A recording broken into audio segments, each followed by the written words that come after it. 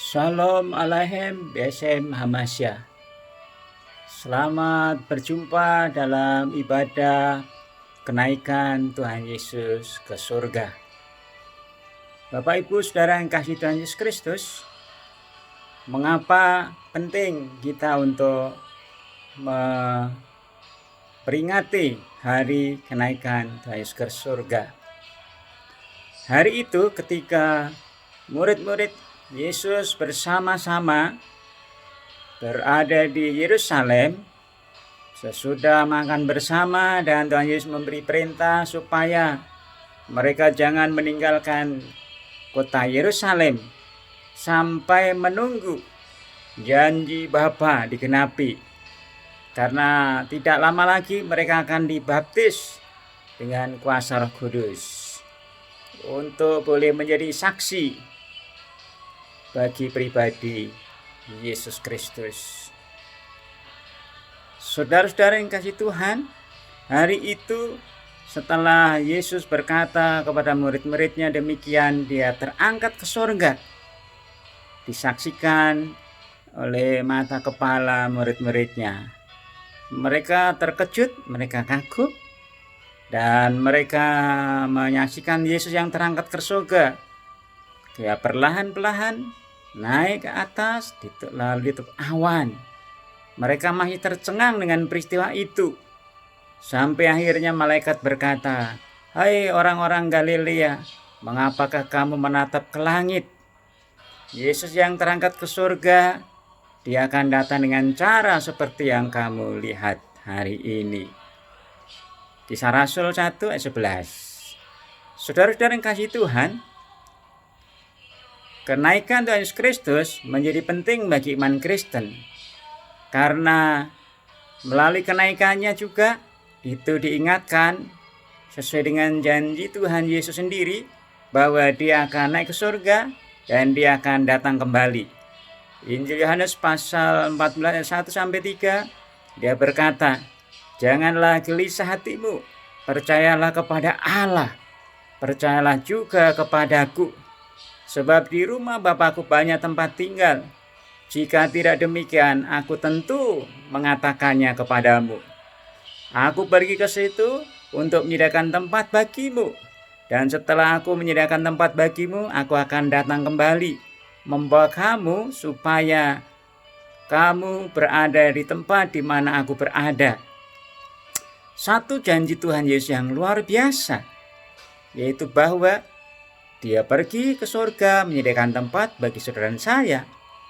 Tapi dia juga berjanji dia akan datang untuk membawa saudara saya ke tempat di mana Yesus berada, yaitu di surga.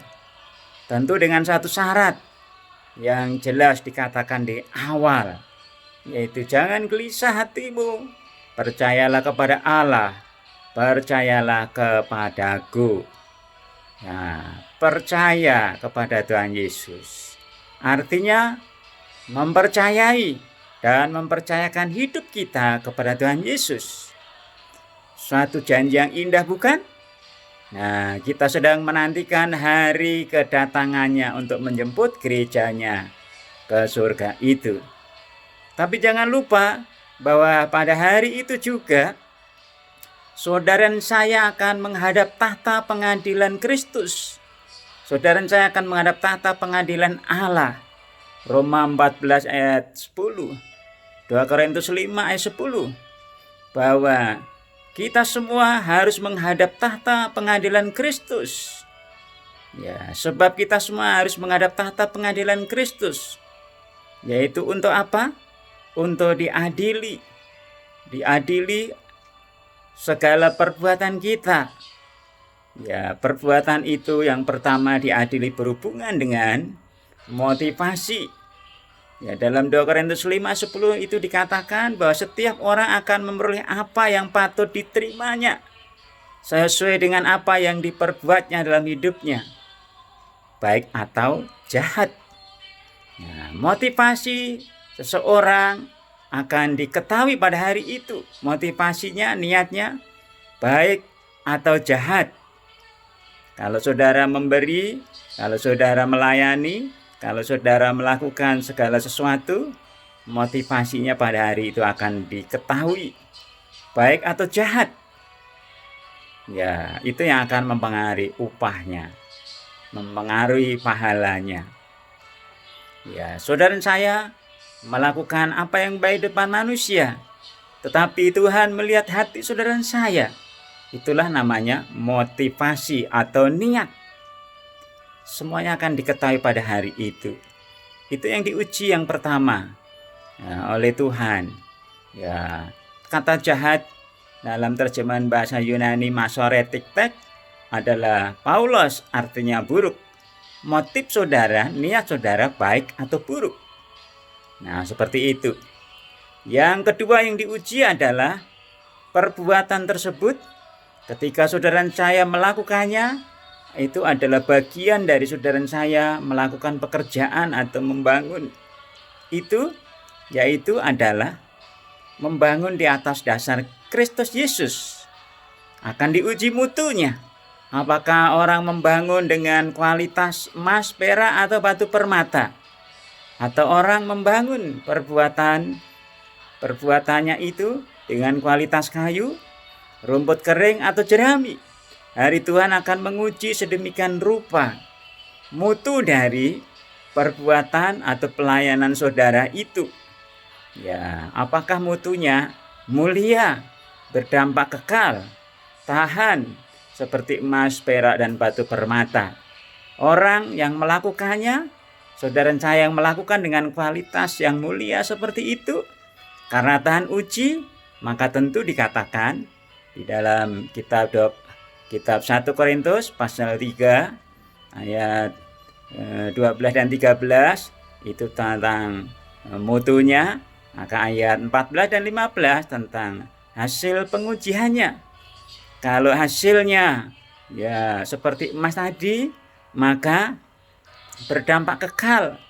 Maka orang yang bersangkutan mendapat upah, mendapat mahkota, mendapat pahala. Tetapi kalau ya kualitasnya seperti kayu, rumput kering, dan jerami, karena tidak tahan, karena terbakar, karena hangus, dikatakan bahwa orang tersebut menderita kerugian. Maksudnya bahwa rugi tidak mendapat upah. Dia kehilangan kesempatan mendapat upah atau pahala atau mahkota itu.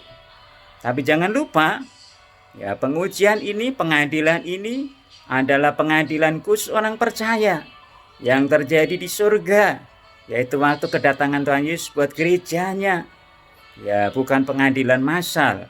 Ini pengadilan untuk menentukan seseorang mendapat upah, bukan pengadilan untuk menentukan seseorang masuk surga atau neraka.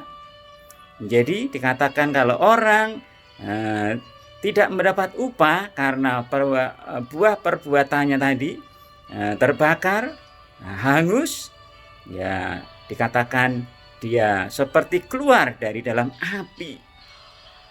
Tapi yang ketiga yang diuji adalah cara seseorang melakukan satu pelayanan atau perbuatan ya di hadapan Tuhan itu. Metodenya benar atau tidak, caranya benar atau tidak. Bahwa setiap orang Kristen kita di dalam kitab 1 Korintus pasal 9 ayat 25 dan 26, kita ini digambarkan sebagai seorang yang menjadi pelari atau petinju. Dalam kitab Ibrani juga digambarkan bahwa kita adalah